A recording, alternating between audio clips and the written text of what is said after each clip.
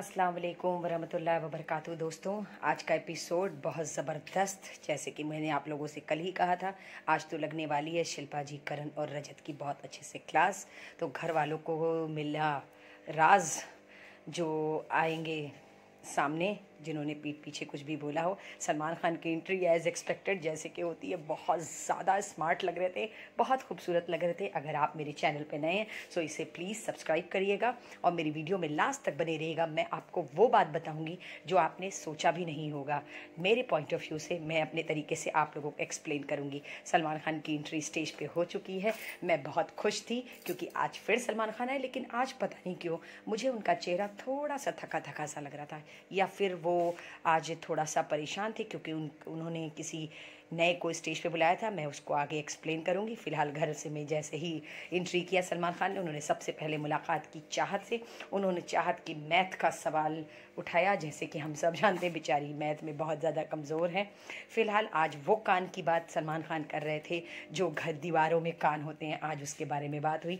उन्होंने सबसे पहले चाहत को बुलाया और चाहत से को वो बात बताई जो चाहत के पीठ पीछे लोग बोलते हैं। फिलहाल जो बात उन्होंने चाहत को बताई थी वो हमने वीडियो में देखी थी। विवान ने कहा था, खैर विवान का पॉइंट ऑफ अपनी तरफ से गलत नहीं था। उन्होंने जो चाहत के बारे में कहा था सही कहा था, लेकिन बेचारी बड़ी सीधी सी है, पता नहीं क्यों सब उसके पीछे पड़े रहते हैं। खैर वो अपनी मासूमियत से और अपने सीधेपन से ही यहाँ तक अब तक टिकी हुई है। उसको किसी का सपोर्ट नहीं है, उसको किसी ने भी सपोर्ट नहीं किया, सिर्फ हम व्यूअर्स हैं बाहर से जो हम चाहत को सपोर्ट कर रहे हैं। चाहत का तो पर्दाफाश हुआ। चाहत को पहले से भी पता था कि उसके बारे में विवान किस तरीके की बात करते हैं। चाहत को एज एक्सपेक्टेड था, चाहत ने कड़वा काढ़ा पिलाया विवान को। उसके बाद पर्दाफाश हुआ करण का। करण को भी समझ में आना चाहिए कि लोग उनके पीठ पीछे किस तरीके की बात करते हैं।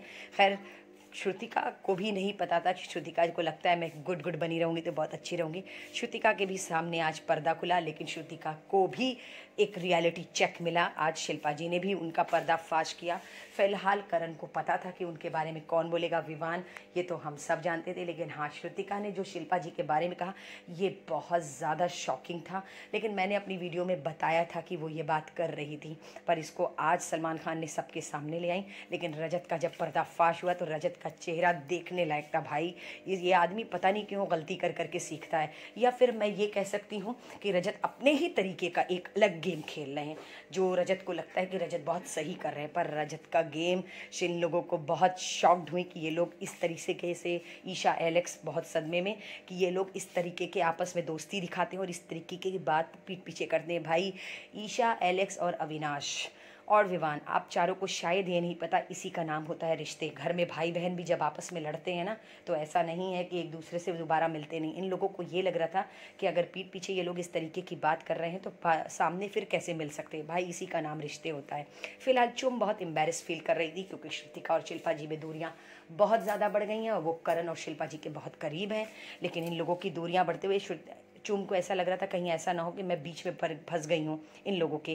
करण को बहुत एम्बेरस फील हुआ क्योंकि शिल्पा जी के सामने उनका भी पर्दाफाश हुआ। करण अब बोलिए, अब आप नहीं बोलेंगे तो कब बोलेंगे। फिलहाल सलमान खान ने रियलिटी चेक तो सबको दे दिया, लेकिन मैं आप लोगों को इतना बता दूं, जो ये आए थे अश्नीन ग्रोवर, मुझे नहीं पता, ये बहुत बड़े बिजनेसमैन थे। खैर मुझे मेरे बच्चों ने बताया कि मम्मी ये बहुत बड़े बिजनेसमैन हैं और शायद इनका ये बहुत घमंडी हैं, इनके अंदर ओवर कॉन्फिडेंस है। तो खैर पता नहीं, मुझे नहीं पता नहीं किस आर्गुमेंट के बारे में सलमान खान इनसे बात कर रहे थे। खैर सलमान खान का चेहरा बता रहा था कि वो बहुत गुस्से में थे, लेकिन स्टेज पर थे तो शायद वो अपने आप को कंट्रोल कर रहे थे।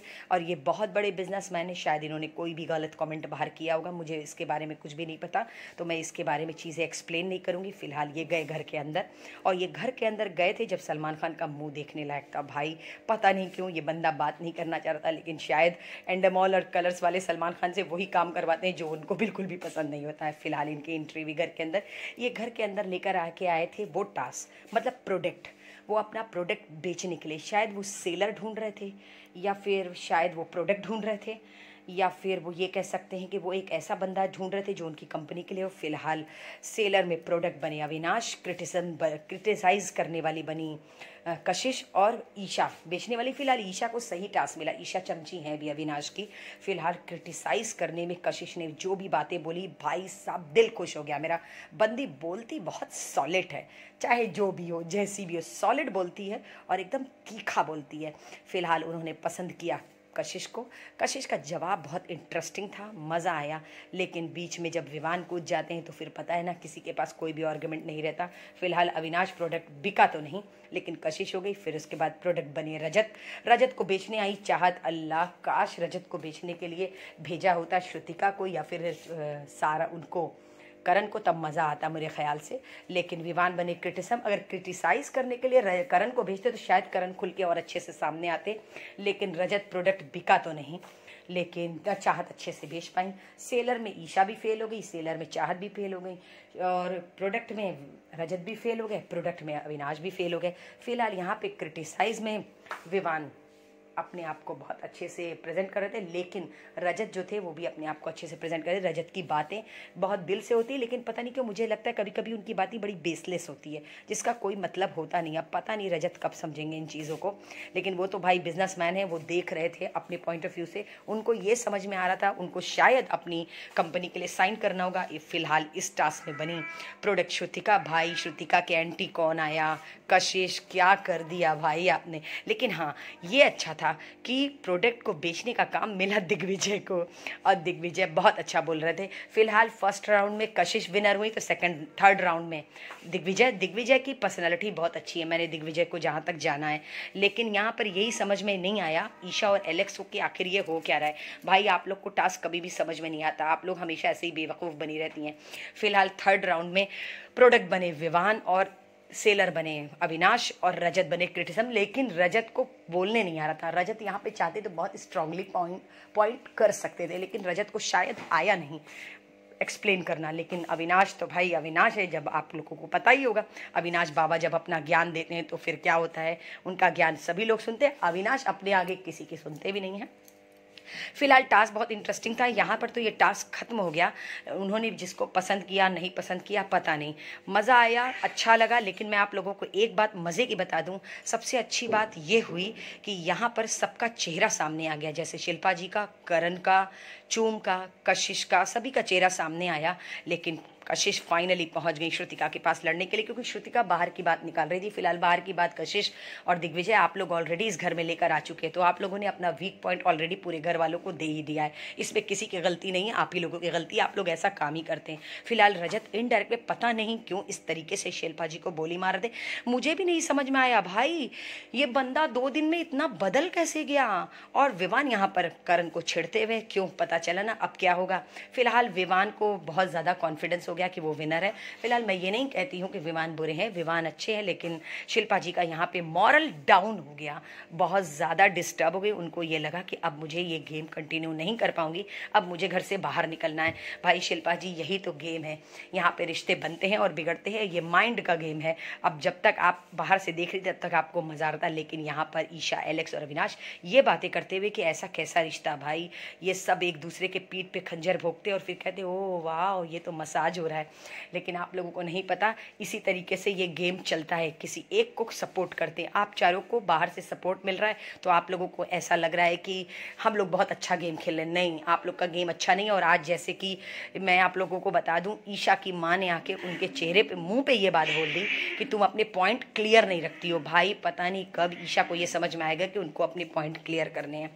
फिलहाल शिल्पा जी बहुत ज़्यादा डिस्टर्ब हुई। सलमान खान ने यहाँ पर बुलाया, ये बोला कि हमें लगता है कि इन फ्यूचर कुछ ऐसे सदस्य हैं घर के जो इनका मॉरल डाउन हो जाएगा। खैर मुझे भी ऐसा लग रहा था। तो फाइनली करण के बेस्ट फ्रेंड संदीप से, करण पहले मैंने संदीप को पहले भी देखा है क्योंकि वो बिग बॉस में अक्सर आते रहते हैं अपनी राय, अपनी ओपिनियन देने के लिए। तो जब वो आए तब उन्होंने करण से यही बोला कि तुम अपना गेम क्यों नहीं खेल रहे हो। पर भाई मैं आपको बता दूं, क्या नाम है इनका, संदीप जी, मैं आपको एक बात बता दूं, करण का गेम बहुत अच्छा था। एज ए व्यूवर जहाँ से मैं देख रही हूँ, जब करण स्टेज पर आए थे तो वो खतरों के खिलाड़ी खिलाड़ी के विनर थे, उनका कॉन्फिडेंस बहुत ओवर था। लेकिन जैसे ही वो घर के अंदर आए और रात में जब बिग बॉस ने अनाउंसमेंट किया, एलेक्स और विवान को ये बोला कि ये टॉप 2 हैं, वहीं से मुझे ऐसा लगता है कि करण का मॉरल एकदम डाउन हो गया। करण को लगा कि ये तो पहले ही से विनर हो गए, क्योंकि करण ने एक टास्क में जहाँ पे अपने क्या बोलते हैं अपनी फैनेमी और एनेमी वाला जो टास्क था, मैंने उस वीडियो में भी बताया था, करण ने खुल के बोला कि उनको थोड़ी सी जलन हो गई। और भाई क्यों नहीं जलन होगी, इस तरीके से सामने बोला गया। तो यही बात है कि करण खुल नहीं पा रहे, क्योंकि करण का मॉरल डाउन हो गया फर्स्ट डे, इस वजह से। खैर उनको पुशअप मिला, जब वो बाहर निकले उन्होंने बहुत प्यार से शिल्पा जी से गले लगे। वो मोमेंट मुझे बहुत ज़्यादा अच्छा लगा, आंखें नम मेरी भी हो गई थी। लेकिन यहाँ पे ईशा, एलेक्स और करण को ये नहीं समझ में आ रहा था, अविनाश को, कि आखिर ये हो क्या रहा है, आखिर करण अंदर क्यों गया और बाहर क्यों आया। शिल्पा जी को डर ये था कहीं ऐसा ना हो गुडरतन जी की तरह, कहीं ऐसा ना हो करण भी अंदर ही से गायब हो जाए। लेकिन मैं आपको बता दूं, मुझे भी ऐसा नहीं समझ में आया कि अब तक गुडरतन जी का कोई अता ही पता नहीं है, तो वाकई में दाऊद इब्राहिम की तरह एकदम गायब ही हो गए। मुझे भी नहीं समझ में आ रहा भाई बंदा गया क्या, एपिसोड में उसके बारे में कोई बात ही नहीं हो रही है। लेकिन ये 3 की तिगड़ी काफी ज्यादा परेशान कि आखिर हुआ क्या। फिलहाल चुम ने कोशिश की, सलमान खान ने चुम की बहुत तारीफ की, कहा ये हफ्ता बहुत अच्छा गया। खैर मैं भी ये बात कहूंगी, चुम ने इस हफ्ते बहुत अच्छा किया। चुम को हम सुनना चाह रहे थे, हमें तो लग रहा था ये ऐसे ही चुप चुप चली जाएंगी, लेकिन चुम की बातें बहुत अच्छी थी। चुम ने जो भी ओपिनियन रखा बहुत स्ट्रांगली रखा, करण को भी समझाया, श्रुतिका को भी समझाया, रिश्तों को जोड़ने की कोशिश कर रही थी। फिलहाल यहाँ पे आई ईशा की माँ। ईशा अपनी माँ को देख के बहुत ज़्यादा इमोशनल हो गई थी, उनकी आंखों में आंसू और उनकी तड़प ये बता रही थी कि वो अपनी माँ को किस तरीके से गले लगाना चाह रही थी।